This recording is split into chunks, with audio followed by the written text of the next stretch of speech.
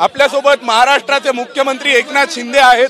शिंदे साहेब आज तुम्ही नरेंद्र मोदींचा अर्ज दाखल केलात।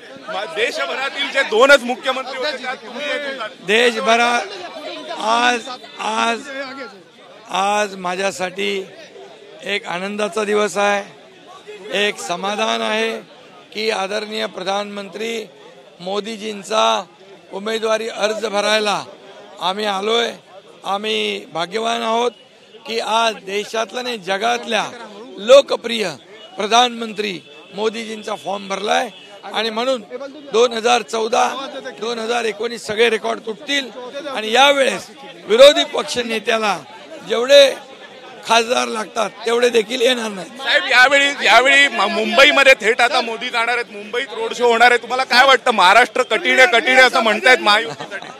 महाराष्ट्रात 2 वर्षात केलेलं महायुतीने काम, 10 वर्षात केलेलं मोदीजींनी काम, या कामाची पोचपावती महाराष्ट्रातली जनता देईल। मुंबईतल्या 6च्या 6 जागा महायुतीचे।